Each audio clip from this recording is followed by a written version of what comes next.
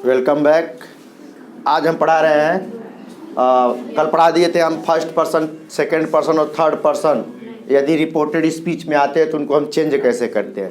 उसी के अंतर्गत एक उदाहरण दिया गया था, he said you can go to your house Anand, और ऐसे में आनंद एक थर्ड पर्सन यहाँ पे आया है जिसको संबोधित किया गया है। तो जब हम डायरेक्ट से इसको इनडायरेक्ट लगाएंगे तो आनंद को रिपोर्टिंग वर्ब का ऑब्जेक्ट बना देंगे और हो जाएगा ही शेड टू आनंद रहेगा ना, तो यहाँ पे शेड टू को क्या कर देंगे, टोल्ड, ही टोल्ड आनंद, और डेट कंजक्शन लगा देंगे। असर्टिव सेंटेंस है यह, तो कैसे असर्टिव पता चलता है, इसमें मार्कअप इंट्रोगेशन नहीं है, एक्सक्लेमेशन नहीं है, कुछ भी नहीं है, ठीक है ना, इसलिए फुल स्टॉप है, इसलिए असर्टिव है। You can go to your house, और यू बदलेगा ऑब्जेक्ट के अनुसार। ऑब्जेक्ट कौन है, आनंद, और हमेशा आप जो भी थर्ड पर्सन रहता है उसको हमेशा क्या मानते हैं, सॉरी नाउन रहता है उसको हमेशा क्या मानते हैं, थर्ड पर्सन मानते हैं। तो आनंद थर्ड पर्सन हो गया, थर्ड पर्सन में ये क्या हो गया, मस्कुलिन जेंडर हो गया, third person masculine gender singular number है ये है, तो इसका सब्जेक्टिव किस क्या आ जाएगा, ही, और यह पास्ट में है तो कैन का क्या हो जाएगा,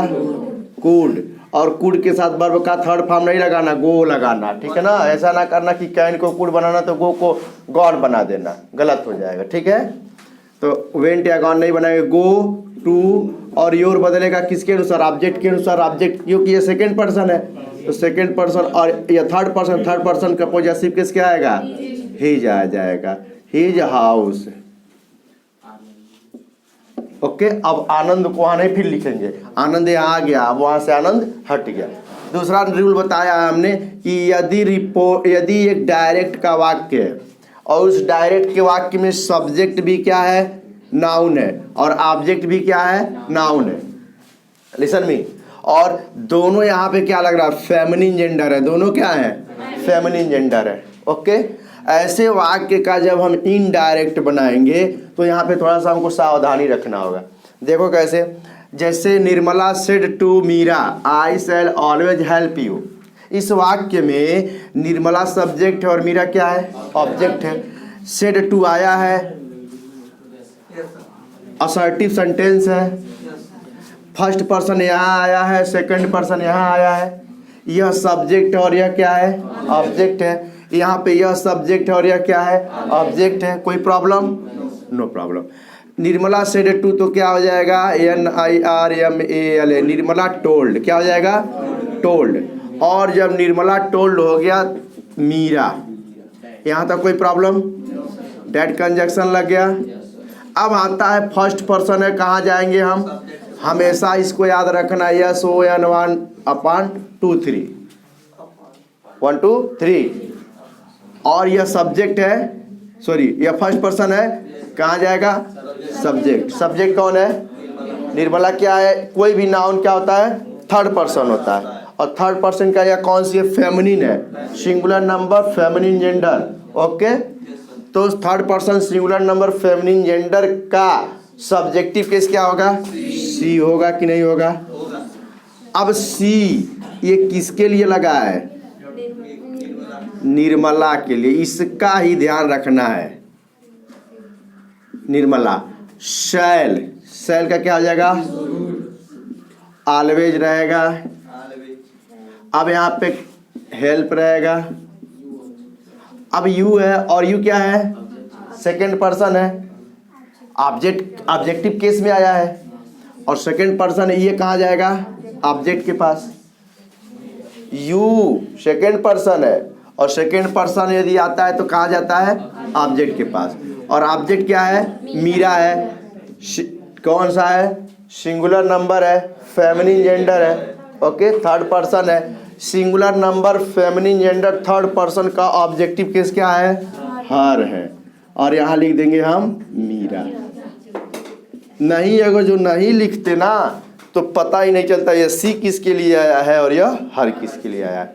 ऐसे होता, Nirmala told Meera that she should always help her, तो दोनों जगह लड़कियां आई है, और यहाँ फर्स्ट पर्सन आया है, यहाँ सेकंड पर्सन आया है, इसलिए हमको क्या करना पड़ा है, यहाँ पे जिसका सी किसके लिए लगा है, निर्मला के लिए, तो निर्मला लिख दिया है। यू किसके लिए लगा है, मीरा के लिए, तो यहाँ मीरा लिख दिया है। कोई प्रॉब्लम, इसको उतार लो।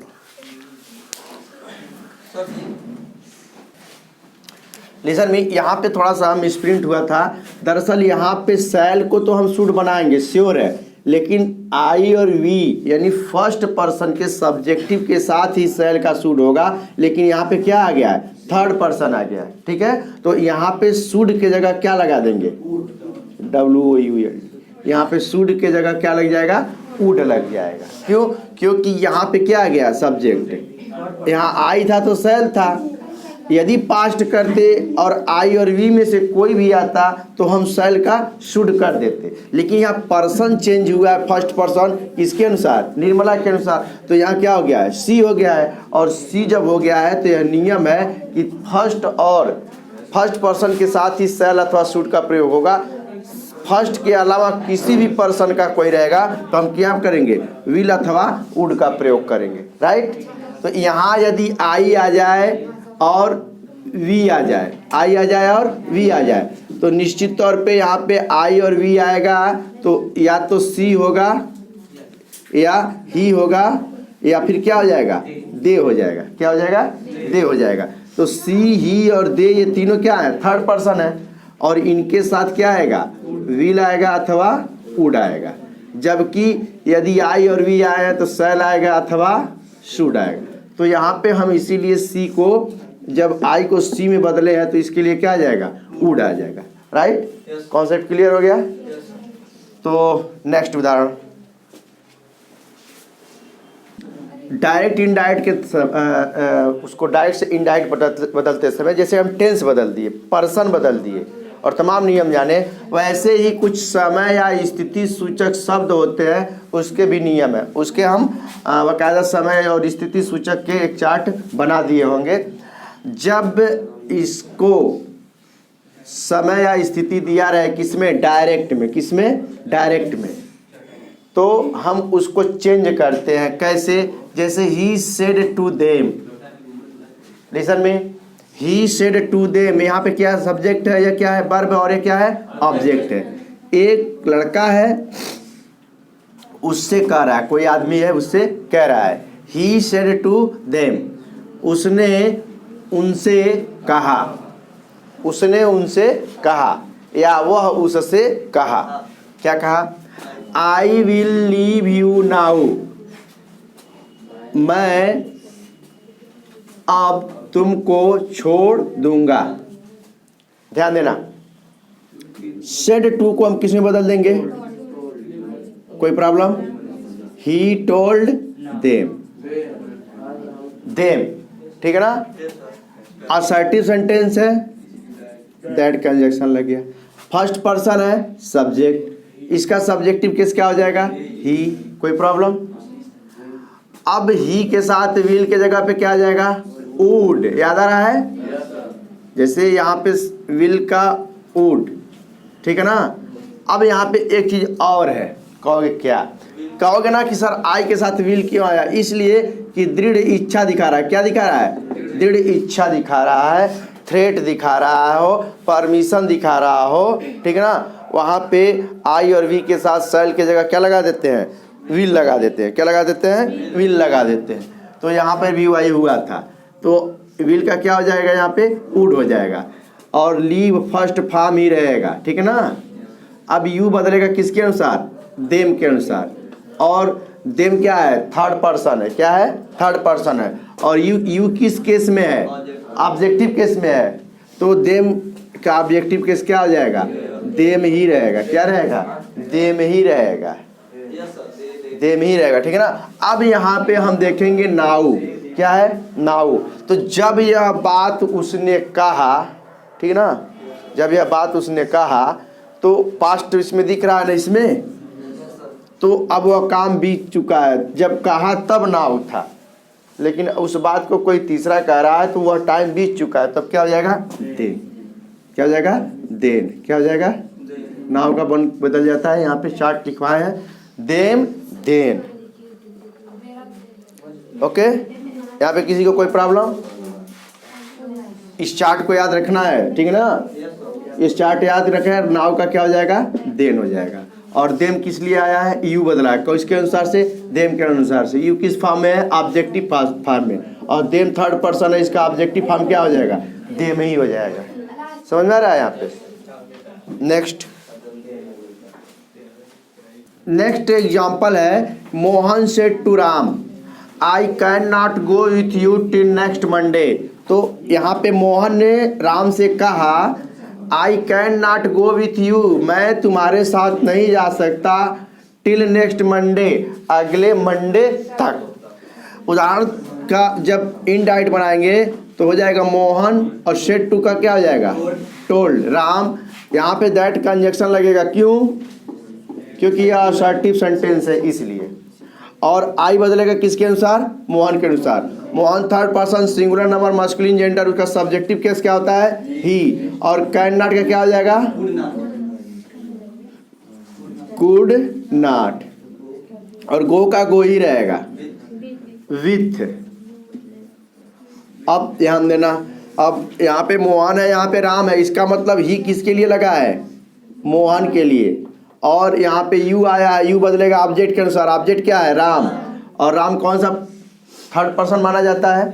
सिंगुलर नंबर मस्कुलिन जेंडर है, तो third person singular number masculine gender का यह कौन से केस में है? ऑब्जेक्टिव केस में ना। इसका ऑब्जेक्टिव केस क्या होगा? हाँ, क्या हो जाएगा? With him. और टिल और नेक्स्ट मंडे, तो नेक्स्ट डे, नेक्स्ट मंडे, इस तरह से जब कुछ होगा तो क्या होंगे? द फॉलोइंग हो जाएगा। क्या हो जाएगा? The following Monday. समझ में आ गया? नेक्स्ट है he said to me. Said to का क्या हो जाएगा? Told. Told me. That conjunction लगेगा क्योंकि यह असर्टिव सेंटेंस है, दैट कंजक्शन लगा दिए। He told me that. और आई बदलेगा ही के अनुसार, क्या हो जाएगा? ही, क्योंकि इसका सब्जेक्टिव केस यहाँ आएगा, ठीक है ना। और केम, यह कौन सा टेंस है? पास्ट का इंडेफिनिट टेंस है। पास्ट का क्या है? और हमें याद रहा पास्ट का इंडेफिनिट चेंज होता है पास्ट के परफेक्ट में, और पास्ट के परफेक्ट की सहायक क्रिया होती है हैड प्लस वर्ब का थर्ड फॉर्म आ जाएगा। तो ही हैड कम, क्या हो जाएगा? कम। और हियर का क्या हो जाएगा? देयर। क्या हो जाएगा? देयर। एस्टरडे का क्या हो जाएगा? The day before. देख लेना कितना चेंजिंग हुआ इसमें। समझ में आ रहा है? 1 मिनट, इसको ध्यान से थोड़ा। तो सेड टू मी को टोल्ड बनाए थे, टोल्ड को हम सेड टू मी बना देते हैं। जब फिर इसका रिवर्स करते हैं तो मी हो जाता है। डेट कंजक्शन को हटा देंगे, ठीक है ना, यहाँ कामा इन्वर्टेड कामा लगा देंगे। ही के पास जाएगा, क्योंकि यह ही या तो यहाँ पे ही रहा होगा, नहीं तो कोई कुछ रहा होगा। तो यह ही कैसे बना है? मी के अनुसार तो बना नहीं है, ही के अनुसार बना है, क्योंकि लग रहा है यह केस इसी का केस है यह। तो यहाँ पे कौन आया होगा? फर्स्ट पर्सन ही आया होगा, क्योंकि यह सब्जेक्ट है, इसलिए फर्स्ट पर्सन का क्या लगा दिए? सब्जेक्टिव केस लगा दिए। और परफेक्ट है, पास्ट का परफेक्ट है, तो निश्चित तौर पे हमको याद है टेंस चेंज में कि पास्ट का इंडेफिनिट चेंज इनटू पास्ट का प्रेजेंट, पास्ट के इंडेफिनिट के वर्ब का सेकंड फॉर्म लगा दिए। और देयर है, निश्चित तौर पे हियर से बना होगा। और द डे बिफोर, और इसका चार्ट याद रहेगा तो जान जाएगा क्या था, वह एस्टरडे था। इसलिए डायरेक्ट से इनडायरेक्ट बनाए और इनडायरेक्ट से पुनः हमने क्या कर दिया? डायरेक्ट बना दिया, राइट। तो इस तरह से हमारा नरेशन का एक और टॉपिक यह आगे बढ़ रहा है। नेक्स्ट रूल है कि कुछ ऐसी परिस्थितियाँ आती हैं कि जब हम समय और स्थिति सूचक शब्दों का चेंज नहीं करते हैं, अब बेशक यह पास्ट में रहे। कब? जब हम किसी बात को कह रहे हैं और कहने वाला वक्ता उस वस्तु के सामने उपस्थित हो, ठीक है, उस वस्तु के सामने उपस्थित हो। जैसे हम यहीं खड़े हैं और हम कह रहे हैं यह मेरा बोर्ड है, तब तो ठीक है, कोई चेंज नहीं होगा। हम कहे और किसी ने कहा कि आप ही कहे कि यह मेरा बोर्ड था, तो फिर भी वो आदमी यदि यहाँ उपस्थित है सामने, तब इसमें नियरनेस में या पोजीशन में चेंज नहीं होगा, जैसे रहेगा। जैसे ही सेड टू मी, उसने मुझसे कहा this is my house now, तो ही सेड टू को टोल्ड में बदल देंगे, he told me, that conjunction लगा देंगे। अब यहाँ पे this is my house, this is my house में हाउस यदि मेरे सामने उपस्थित है और वहाँ हम उसको डिस्क्राइब कर रहे हैं तो उसमें चेंजिंग नहीं करेंगे। दैट दिस और इज का क्या हो जाएगा, वाज। माई किसके अनुसार बदलेगा, ही के अनुसार, और क्या हो जाएगा हिज और हाउस। नाउ का नाउ ही रहेगा, ठीक है ना। या फिर हियर है तो हियर ही रहेगा, क्या रहेगा, बस इसको सिंगुलर छोटा कर देंगे, यानी he told me that this was his house now, या here was his house now. इसमें कोई चेंजिंग नहीं होगा जब सामने वो वस्तु उपस्थित होगी और वहाँ पे बात होगा। यदि जब बात होता है और वस्तु सामने उपस्थित नहीं है तब हम नियरनेस को फॉरनेस में कर देते हैं, नज़दीक की वस्तु को क्या कर देते हैं, दूर कर देते हैं। कहेंगे यह मेरा घर है और दूर जाके कहेंगे तो कहेंगे वह मेरा घर था, वह मेरा घर था। जैसे कहेंगे यह मेरा घर है और इस बात को हम दूर से जाके कहेंगे तो वहाँ पे कहेंगे वह मेरा घर था। वह हियर का क्या हो जाएगा, या हियर माने यहाँ, यहाँ मेरा घर है, तब वहाँ जाके कहेंगे वहाँ मेरा घर था, वहाँ मेरा घर था। इस तरह से नियरनेस को फॉरनेस में कब बदलते हैं, पता चल गया। तो ये कुछ नियम थे, ठीक है ना।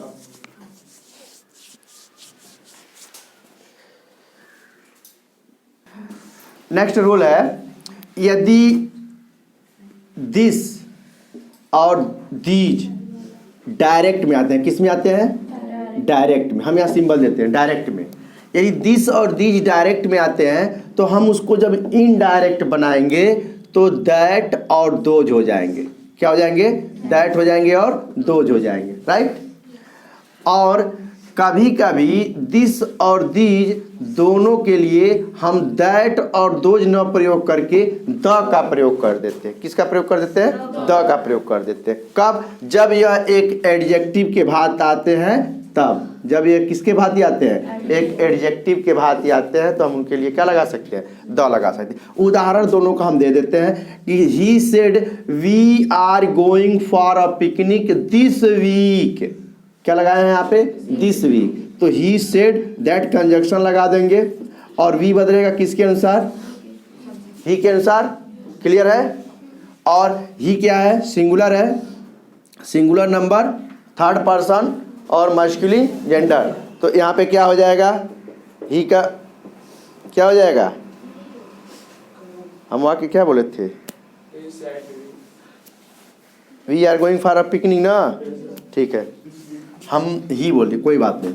अब यहाँ पे वी है तो सब्जेक्टिव केस ही का आएगा, सब्जेक्टिव केस क्या हो जाएगा, यहाँ पे ही हो जाएगा। लेकिन यह क्या है, प्लूरल है तो क्या हो जाएगा, दे। यहाँ पे कितने लोग समझे हैं, समझ में आया है। अरे यह फर्स्ट पर्सन है ना, यहाँ आए तो इसके नंबर पर्सन जेंडर के अनुसार यहाँ आ गए ना तो ही बनेगा। लेकिन नहीं, यह किस केस में है, सब्जेक्टिव केस में, और यह क्या है, प्लूरल है। क्या है, प्लूरल है। तो सब्जेक्टिव केस तो हम लगा रहे थे, ही लगा रहे थे ना इसके अनुसार, लेकिन प्लूरल नहीं था। तो प्लूरल बनाने के लिए, और ही का प्लूरल क्या होता है, दे होता है।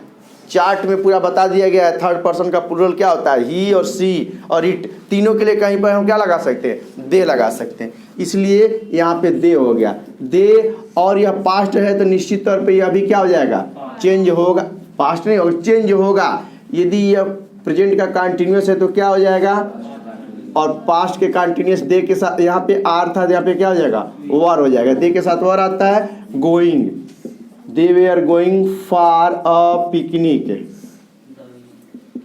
और दिस वीक का क्या हो जाएगा, दैट वीक। क्या हो जाएगा, दैट वीक। दूसरा है ही सेड, तो यहाँ पर भी लग जाएगा, दैट कंजक्शन लगा देंगे। आई बदलेगा, ही के अनुसार क्या हो जाएगा, ही हो जाएगा। और आई है ब्राट, ये प्रेजेंट का परफेक्ट है तो ये पास्ट का क्या हो जाएगा, परफेक्ट। और यहाँ पे क्या हो जाएगा, हैड, ब्राट। और दिस स्टिक, यहाँ पे दैट भी लगा सकते हैं और द भी लगा सकते हैं। क्या लगा सकते हैं, द भी लगा सकते हैं। फ्रॉम नैनीताल यही उतार देंगे। यही हमारा क्या था, रूल था, नियरनेस और फॉरनेस, पोजीशन यानी नज़दीक, दूर और स्थिति सूचक का परिवर्तन का यह क्या था, नियम था। तो थोड़ा हमारे वीडियो को आप लोग शेयर करो और लाइक सब्सक्राइब के साथ साथ, क्योंकि वीडियो का व्यू बहुत कम आ रहा है और बहुत मेहनत से पढ़ाया जा रहा है। थोड़ी वीडियो हमारी लंबी हो रही है, लेकिन थोड़े में कुछ नहीं समझ में आता है। अक्सरतर लोग थोड़े में चाहते हैं कि हम 2 मिनट पढ़ें और हमको पूरा समझ में। ऐसा कोई शॉर्टकट नहीं है, सफलता का कोई शॉर्टकट नहीं है। डायरेक्ट इनडायरेक्ट जानना है और निश्चित तौर पे इसका बहुत ब्रॉड यूज है। आगे आने वाले किसी भी कॉम्पिटिटिव एग्जाम को दोगे, किसी भी बीएससी करोगे, आईटीआई करोगे, पॉलिटेक्निक करोगे, आईआईटी करोगे, इंग्लिश मीडियम कहीं भी जाओगे, इसका बहुत यूज होता है डायरेक्ट इनडायरेक्ट का। इसलिए हमारी वीडियो लंबी होगी, श्योर है। इसमें छोटा करने का मेरे पास कोई शॉर्टकट नहीं है। लंबी होगी, थोड़ा ध्यान से देखिए। निश्चित तौर पे पढ़ाई करना है तो आगे इसको करना पड़ेगा।